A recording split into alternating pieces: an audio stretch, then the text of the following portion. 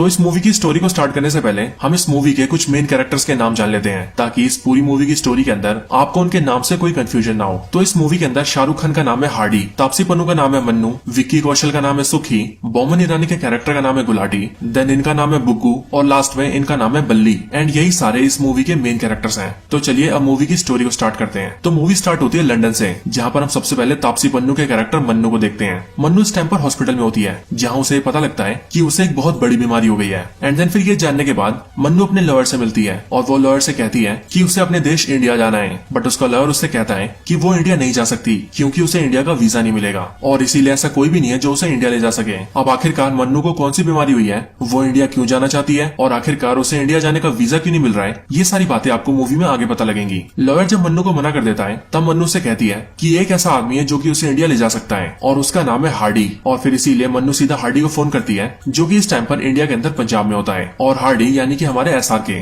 Mannu phone पे Hardy से कहती है कि वो उसे 21 तारीख को दुबई में आकर मिले, क्योंकि वो वापस इंडिया आना चाहती है और वो ये चाहती है कि वो उसे इंडिया लेकर जाए। इसके बाद हार्डी राजी हो जाता है और फिर वो दोनों डिसाइड करते हैं कि वो दोनों दुबई में मिलेंगे। इसके बाद ही मन्नू अपने दो फ्रेंड्स जिनका नाम बुग्गू और बल्ली होता है, जो कि उसी की तरह लंदन में रहते हैं, उन दोनों से जाकर मिलती है। और फिर यहीं पर हमें ये भी पता लगता है कि जिस तरह से मन्नू को इंडिया का वीजा नहीं मिल रहा है और वो इंडिया नहीं जा पा रही, ठीक उसी तरह से बुग्गू और बल्ली भी इंडिया जाना चाहते हैं, बट उन्हें भी इंडिया का वीजा नहीं मिल रहा है। मन्नू उन दोनों को हार्डी के बारे में बताती है और वो उन दोनों से कहती है कि उसकी हार्डी से बात हुई है और इसीलिए अब हार्डी उन्हें इंडिया लेकर जाएगा, जिसके लिए उन सबको 21 तारीख को दुबई जाना होगा, क्योंकि हार्डी भी 21 तारीख को उनसे मिलने आएगा। ये बात सुनकर बुग्गू और बल्ली दोनों बहुत खुश हो जाते हैं। एंड देन इसीलिए वो लोग अपने वहाँ लंदन के काम को छोड़कर मन्नू के साथ मिलकर सीधा दुबई की फ्लाइट पकड़ लेते हैं। इसके बाद ही फ्लाइट के अंदर हमें ये तीनों दिखते हैं और फिर यहीं पर कहानी पास्ट में जाती है और हमें वो स्टोरी दिखाई जाती है जहाँ से इन सब की शुरुआत हुई थी। स्टोरी कई साल पीछे जाती है, यानी कि साल 1995 में। साल 1995 में पंजाब के एक गांव जिसका नाम लालटू होता है, उसके अंदर मन्नू, बुग्गू और बल्ली तीनों आसपास रहा करते थे और ये तीनों एक दूसरे के दोस्त हुआ करते थे। इन तीनों के गांव में उन लोगों की काफी इज्जत थी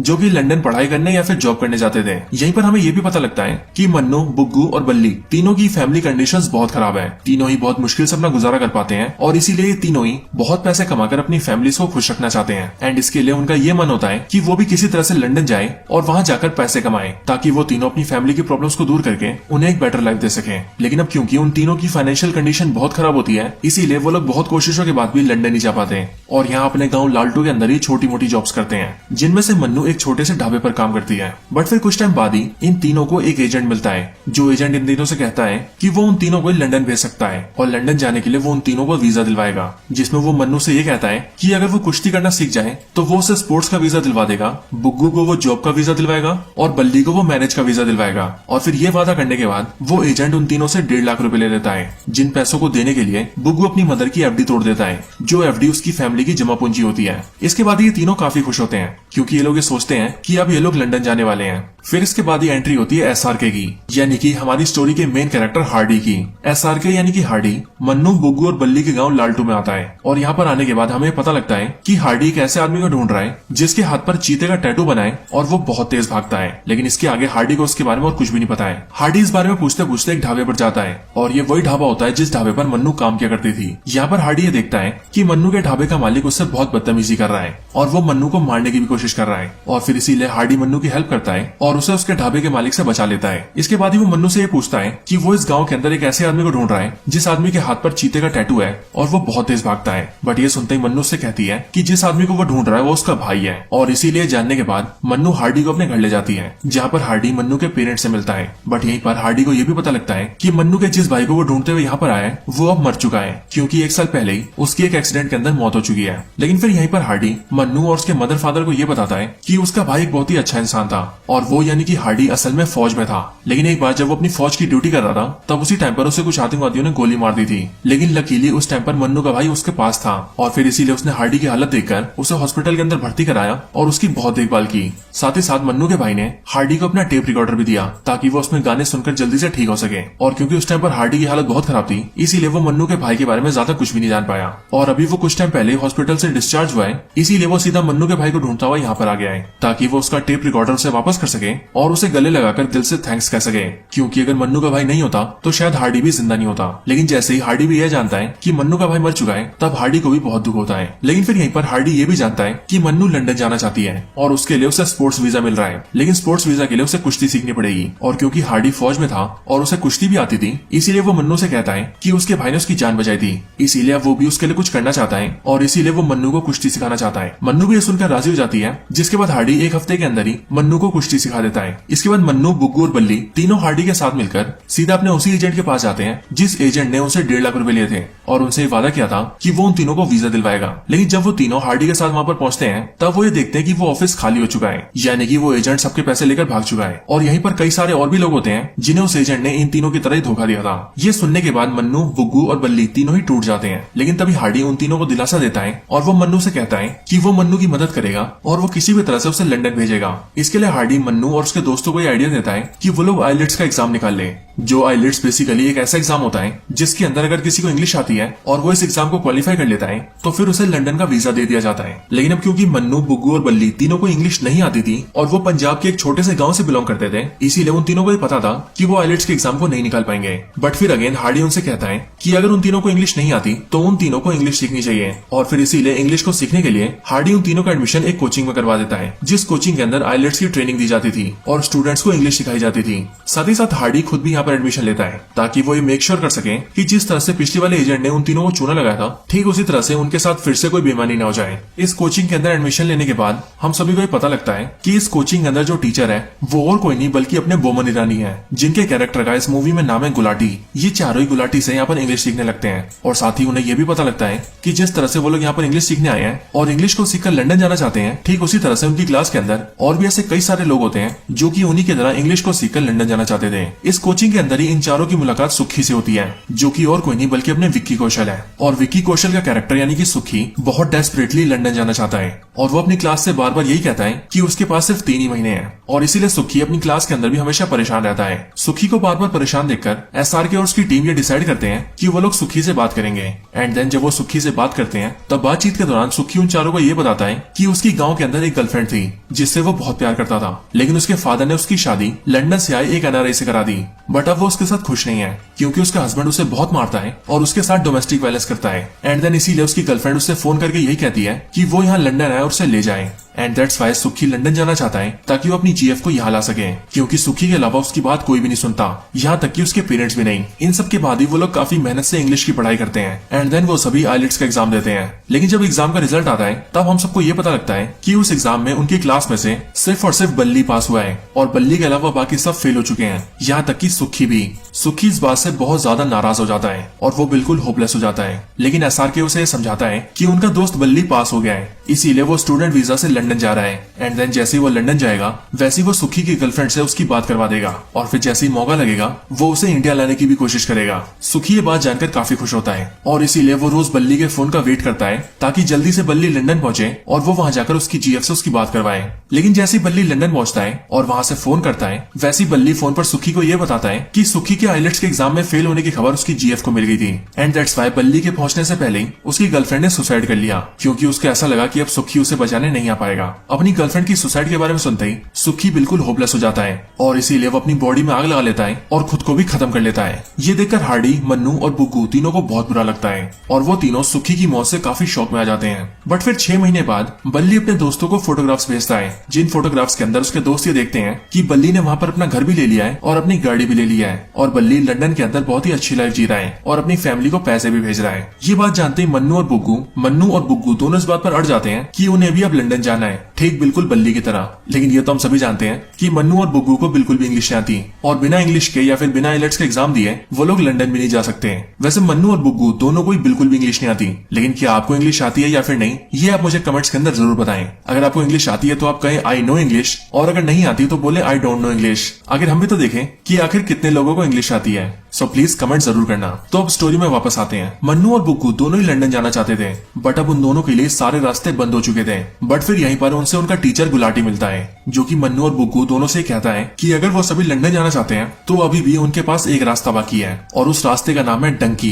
गुलाटी उन सभी को बताता है कि अगर जो आदमी लीगली किसी और देश में ना जा सके वो छुपते छुपाते उस देश में जा सकता है, यानी कि इलीगल तरीके से, और इसी रास्ते को डंकी कहा जाता है। और साथ ही गुलाटी उनसे ये भी कहता है कि उसने उन सब के लिए डंकी का इंतजाम कर दिया है और जो भी एजेंट ऐसा काम करवाता है उससे उसने बात करके पैसे भी दे दिए हैं। सो अगर वो लोग डंकी के जरिए लंदन जाना चाहते हैं तो वो लोग जा सकते हैं। ये सुनकर वो सभी राजी हो जाते हैं एंड देन इसीलिए हार्डी, मन्नू और बुग्गू तीनों ही लंदन जाने का मन बना लेते हैं। साथ ही साथ वो तीनों अपने साथ 3 और दोस्तों को ले लेते हैं जो कि उनके साथ ही उनकी कोचिंग में पढ़ते थे, क्योंकि एज ऑफ कोर्स उन तीनों को भी लंदन जाना था। इसके बाद वो 6 के 6 एक एजेंट से मिलते हैं जो कि उनकी डंकी करवाता। वो एजेंट उन सभी को ये बताता है कि इस डंकी के अंदर उन सभी को सबसे पहले एक बोट के जरिए इंडिया के बॉर्डर तक ले जाया जाएगा, देन वहां से पाकिस्तान तक ले जाया जाएगा, फिर पाकिस्तान से अफगानिस्तान, अफगानिस्तान से बाय रोड ईरान, ईरान से टर्की एंड देन टर्की से शिप के जरिए वो लोग लंदन जाएंगे। और इस पूरे प्रोसेस के अंदर लगभग 3 महीनों का वक्त लगेगा, जो कि सही में बहुत ज्यादा टाइम होता है। लेकिन तब भी वो सभी डिसाइड करते हैं कि उन्हें जाकर ही रहना है और फिर इसीलिए वो सब मिलकर पहले बोट के जरिए इंडियन बॉर्डर्स पर जाते हैं, देन बॉर्डर्स के पास पानी में तैरते हुए बॉर्डर्स को पार करके पाकिस्तान जाते हैं। फिर वो लोग दूसरे एजेंट से मिलकर ट्रक्स में छुप छुपाकर अफगानिस्तान जाते हैं। फिर इसी तरह से वो लोग ईरान तक जाते हैं एंड देन फिर वहीं पर उन्हें काफी टाइम तक पैदल भी चलना पड़ता है, जिसमें उन्हें 2-2 दिन तक रेगिस्तानों को पार करना होता है। और फिर ऐसे जब वो लोग ईरान के पास होते हैं और पैदल चलकर रेगिस्तान पार कर रहे होते हैं, तभी उन 6 के 6 लोगों को वहाँ के आसपास की मिलिट्री पकड़ लेती है। ये मिलिट्री इन 6 में से 3 लोगों को गोली से मार देती है,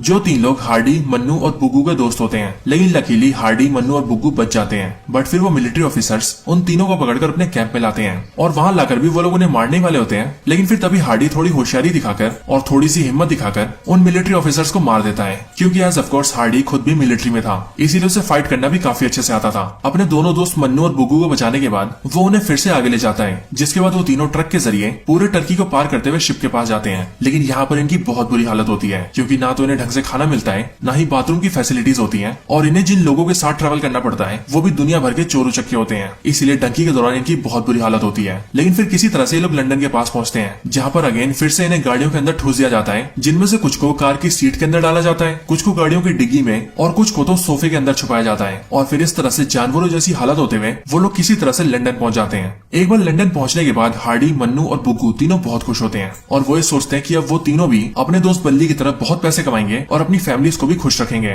लेकिन फिर यहाँ पर आने के बाद उन तीनों की मुलाकात बल्ली से होती है और वो ये देखते हैं कि बल्ली यहाँ पर कोई बड़ा काम नहीं करता। और फिर वो लोग ये जानते हैं कि यहाँ पर बल्ली के पास कोई बड़ी जॉब नहीं है और ना ही वो किसी बंगलों में रहता है, बल्कि बल्ली यहाँ पर भीख मांगता है। बल्ली से मिलने के बाद बल्ली उन तीनों को अपने घर ले जाता है, जो कि एक ऐसी जगह पर होता है जहाँ की हालत बहुत बुरी होती है और वहाँ 1 से 2 कमरों के अंदर 20 से 30 लोग रहते हैं। और ये सारे वही सारे लोग होते हैं जो कि हार्डी, मन्नू और बुग्गू की तरह ही किसी तरह से इलीगली लंदन में घुसे थे।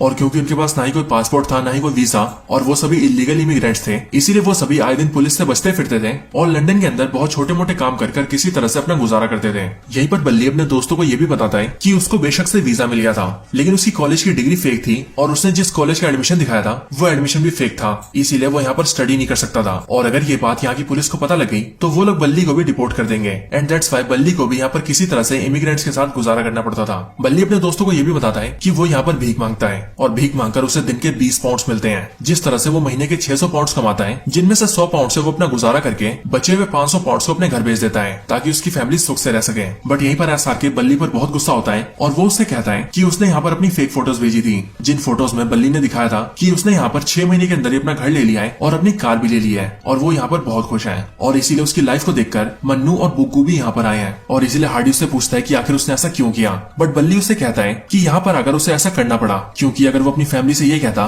कि यहाँ पर आने के बाद उसकी हालत बहुत बुरी है, वो अपना गुजारा भी नहीं कर पा रहा और यहाँ पर भीख मांग रहा है, तब उसकी फैमिली के लिए जीना और भी मुश्किल हो जाता और हर जगह उनकी बेइज्जती भी होती। एंड दैट्स व्हाई उसे झूठ बोलना पड़ा। इसके बाद ही इन सबको भी यहाँ पर छोटे मोटे काम करके किसी तरह से गुजारा करना पड़ता है। बट इन सब से हार्डी तंग आ जाता है और इसीलिए वो अपने साथियों से कहता है कि उन सबको वापस इंडिया चलना चाहिए ताकि वो लोग अपने देश में अपने परिवार के साथ रह सके। और बेशक से वहाँ पर वो गरीब थे और उनके पास छोटी मोटी जॉब्स थी, बट वो वहाँ पर खुश थे क्योंकि वहाँ पर उनकी लाइफ यहाँ से अच्छी थी और वहाँ उन्हें किसी पुलिस से बच के नहीं भागना पड़ता था। इसके साथ ही यहाँ पर इलीगली रहने की वजह से वो लोग ना ही यहाँ के सिटीजन थे और ना ही यहाँ के मेहमान, जिस वजह से वो ना तो यहाँ अकाउंट्स खुलवा सकते थे, ना ही अच्छी जॉब कर सकते थे, ना ही कोई आईडी या फिर लाइसेंस बनवा सकते थे, एंड ना ही लीगली तरीके से घर जा सकते थे क्योंकि एज ऑफ कोर्स वो किसी वीजा को लेकर तो यहाँ आए नहीं, इसीलिए उन्हें वापस जाने के लिए भी कोई वीजा नहीं मिल सकता। सो इसीलिए हार्डी उन सबसे कहता है कि वो लोग घर चलें, बट वापस जाने के लिए कोई राजी नहीं होता। साथ ही साथ मन्नू हार्डी से ये भी कहती है कि वो लोग इतनी मुश्किलों के बाद यहाँ पर इसलिए नहीं आए ताकि वो लोग वापस जाएं, बल्कि इसलिए आए ताकि वो लोग पैसे कमाएं। And and that's why Hardy Mannu की बात सुनकर उसके लिए राजी हो जाता है। इसी के आगे मन्नू हार्डी से ये भी कहती है कि हार्डी को भी उसके साथ रुकना होगा और वो भी उसकी खातिर। और क्योंकि हार्डी और मन्नू एक दूसरे से प्यार करने लगे थे, दैट्स व्हाई हार्डी मन्नू के लिए रुकने के लिए राजी हो जाता है। इसके बाद ही हार्डी ये सोचने लगता है कि उसे कुछ भी करके अपने दोस्तों को यहाँ पर सेटल करना होगा ताकि उसके दोस्तों को इस तरह से यहाँ पर इलीगली ना रहना पड़े। इसके लिए हार्डी एक लॉयर को ढूंढता है, जो लॉयर उन सभी को 3 तरीके बताता है। लॉयर हार्डी और उसके दोस्तों से कहता है कि उनके पास यहाँ पर आराम से रहने के 3 रास्ते हैं। पहला ये कि वो लोग यहाँ पर 1 मिलियन पाउंड्स की इन्वेस्टमेंट कर दे, जिससे कि उन्हें इंस्टेंटली वीजा मिल जाएगा। दूसरा तरीका ये कि वो लोग यहाँ पर किसी सिटीजन से शादी कर लें ताकि शादी करने के बाद भी उन्हें भी नागरिकता मिल जाए। एंड तीसरा और फाइनल तरीका ये है कि वो लोग यहाँ की गवर्नमेंट से ये कहें कि उनके अपने देश इंडिया के अंदर वो लोग एक्टिविस्ट थे, लेकिन गवर्नमेंट ने उनके साथ बहुत बुरा किया और उन्हें मारने की कोशिश की। एंड दैट्स व्हाई वो लोग भागकर यहाँ पर आए हैं और इसीलिए वो लोग अब यहाँ रहना चाहते हैं। जिस वजह से ये बातें सुनकर यहाँ की गवर्नमेंट उन्हें शेल्टर देगी। उन सभी के पास पैसे नहीं थे, इसीलिए वो लोग पहला तरीका अपना नहीं सकते थे, यानी कि लंदन में इन्वेस्टमेंट करने का। और रही बात तीसरे रास्ते की, यानी कि यहाँ की सरकार से ये बोलने की कि उनका देश उन्हें मारना चाहता है और वो लोग अपने देश में अनसेफ है, ये तरीका हार्डी को ठीक नहीं लगा था, क्योंकि हार्डी एक फौजी था और वो अपने देश की बुराई नहीं करना चाहता था। और इसीलिए वो लोग ये डिसाइड करते हैं कि वो किसी तरह से शादी वाले तरीके को अपनाएंगे। इसी में लॉयर उन सभी से ये भी कहता है कि उसके पास एक आदमी है जो कि कुछ पैसों के लिए मन्नू से शादी करेगा, जो शादी करते ही मन्नू यहाँ की सिटीजन बन जाएगी। एंड देन शादी के बाद ही वो मन्नू को डाइवोर्स दे देगा, जिसके बाद मन्नू हार्डी से शादी कर सकती है और फिर इसी तरह से धीरे धीरे उन सभी को यहाँ की सिटीजनशिप मिल सकती है। उन सभी को ये तरीका ठीक लगता है और फिर इसीलिए वो सभी शादी के लिए चर्च में जाते हैं। But as we all know, Christian marriage के अंदर शादी तभी कंप्लीट होती है जब किस हो। जब फादर मन्नू को किस करने के लिए कहता है, तभी इस बात से हार्डी गुस्सा हो जाता है और वो वहाँ पर तोड़फोड़ कर देता है, जो देखकर चर्च का फादर सीधा पुलिस को फोन कर देता है। पुलिस वहाँ आकर उन सबको उठा लेती है और उन सबको कस्टडी में लेकर ये जान जाती है कि वो सभी यहाँ पर इलीगली आए हैं और फिर इसीलिए उन सभी को कोर्ट में पेश किया जाना होता है।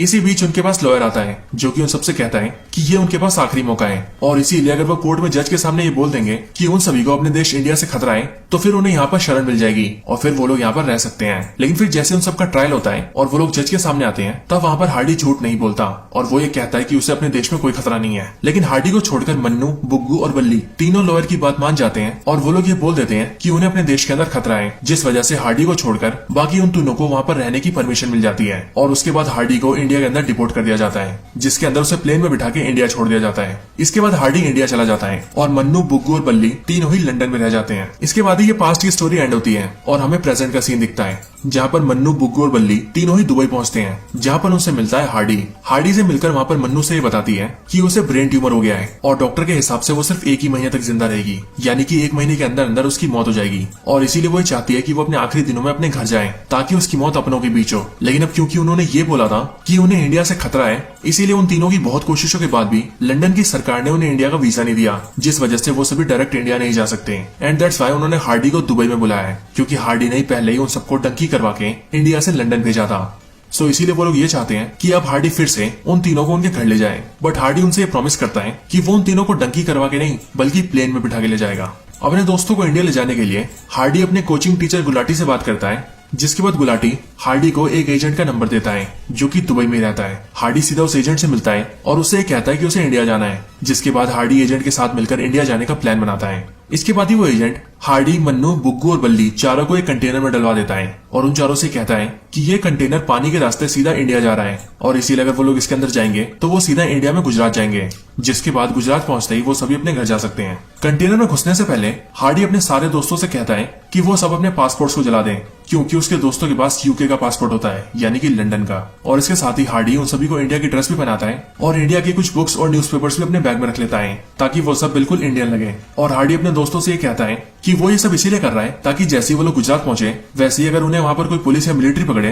तो वो ये साबित कर सके कि वो लोग इंडियंस हैं। इसके बाद ही वो लोग कंटेनर में जाते हैं, जहाँ कंटेनर को सीधा शिप में ले जाया जाता है। बट यहीं पर हम ये देखते हैं कि ये एजेंट हार्डी और उसके दोस्तों से तेज चल जाता है और वो सीधा वहाँ की पुलिस को फोन कर देता है, जो कि होती है सऊदी की पुलिस। और वो सऊदी की पुलिस से कहता है कि कुछ लोग इलीगली लंदन जा रहे हैं। जो खबर मिलते ही सऊदी की पुलिस उस एजेंट के साथ सीधा डॉकयार्ड पर जाती है और उस शिप के अंदर से उस कंटेनर को निकलवा लेती है, जिस कंटेनर के अंदर हार्डी और उसके दोस्त होते हैं। और फिर सऊदी की पुलिस उन चारों को पकड़ लेती है। वो शिप सीधा लंदन जा रहा था और इसीलिए सऊदी की पुलिस उन चारों से कहती है कि हम जानते हैं कि तुम लोग इलीगली लंदन जा रहे थे, जबकि तुम चारों एक्चुअल में इंडियंस हो। यहीं पर ही सऊदी की पुलिस उन चारों की तहकीकात भी करती है और फिर इसीलिए यहीं पर हमें ये भी पता लगता है कि असल में ये सारा प्लान हार्डी का था, क्योंकि हार्डी ये जानता था कि इलीगली इंडिया में भी घुसना बहुत मुश्किल है और जो पहले इन्हें प्रॉब्लम्स हुई थी वो वैसी प्रॉब्लम्स अपने दोस्तों को दोबारा नहीं देना चाहता था। साथ ही साथ हार्डी ने अपने दोस्तों को ये भी प्रॉमिस किया था कि वो उन सभी को प्लेन में ले जाएगा।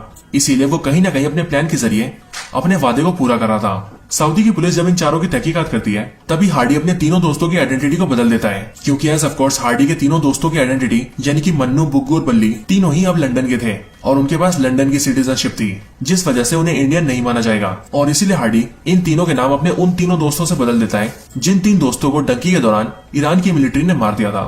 इसके बाद इन चारों के नाम को लेकर सऊदी की पुलिस इन्वेस्टिगेशन करती है और इंडिया से कांटेक्ट भी करती है, जिसके बाद उन्हें पता लगता है कि इस नाम के सारे लोग इंडिया के सिटीजन्स हैं। और फिर इसीलिए सऊदी की पुलिस उन चारों को ही सीधा प्लेन में बिठाकर डायरेक्टली इंडिया में डिपोर्ट कर देती है। जिसके बाद एक बार फिर से हार्डी के प्लान के मुताबिक वो और उसके सारे दोस्त इंडिया वापस आ जाते हैं और इसीलिए अपने गाँव वापस आकर हार्डी के सारे दोस्त बहुत खुश होते हैं। वो सभी सीधा अपनी फैमिली से मिलते हैं, जहाँ वो देखते हैं कि उनकी फैमिलीज भी बहुत खुश है और जो उन्होंने लंदन से पैसे कमाकर भेजे थे उनसे उनकी फैमिलीज ने भी काफी तरक्की कर ली है। और फिर इसीलिए वो सभी अपनी अपनी फैमिलीज के साथ रहने लगते हैं। इसके बाद ही हार्डी और मन्नू दोनों को ये भी पता लगता है कि दोनों ने अभी तक किसी से शादी नहीं की है और वो अभी भी एक दूसरे से प्यार करते हैं। और हार्डी भी अपनी जवानी के टाइम से ही मन्नू को प्रपोज करना चाहता था, लेकिन वो कभी भी ऐसा कर नहीं पाया था। और फिर इसीलिए इस बार हार्डी और मन्नू की छत पर जाते हैं, जहाँ पर हार्डी मन्नू को प्रपोज करने वाला होता है, लेकिन उसके प्रपोज करने से पहले ही उसके सामने ही मन्नू की डेथ हो जाती है, क्योंकि एज ऑफ कोर्स मन्नू को ब्रेन ट्यूमर था और उसके पास 1 महीने से भी कम का वक्त था। इसीलिए यहीं पर ऑन द स्पॉट मन्नू मर जाती है,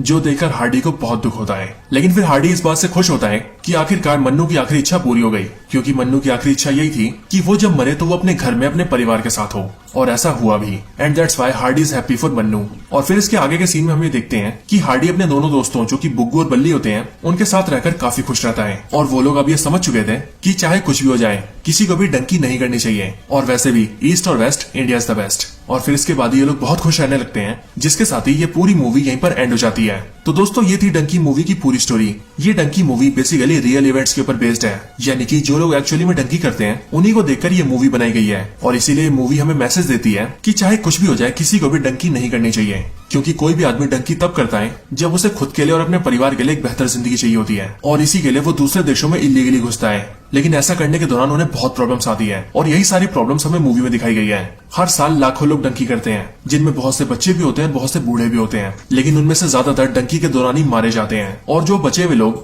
किसी तरह से डंकी करके दूसरे देशों में घुस भी जाते हैं, उनकी जिंदगी भी वहाँ पर बहुत खराब होती है। और ऐसा क्यों, वो भी आप जानते हैं, क्योंकि इस मूवी ने हमें इसका भी आंसर दिया है। और इससे भी बढ़कर बात, अगर कोई डंकी करके किसी और देश में घुस जाए तो उसके लिए अपने देश में वापस आने के भी सारे रास्ते बंद हो जाते हैं। और वैसे ये तो एक मूवी थी जिसमें हार्डी अपने दोस्तों को किसी तरह से वापस इंडिया ले आया, लेकिन एक्चुअल की रियलिटी में डंकी करने वाले वापस कभी भी अपने देश में वापस नहीं आ पाते, और अपने देश, अपने घर और अपने परिवार को वापस कभी नहीं देख पाते। और ये मूवी हमें इसी अवेयरनेस का मैसेज देती है। सो दोस्तों यही थी एक्सप्लेनेशन वीडियो डंकी मूवी के ऊपर।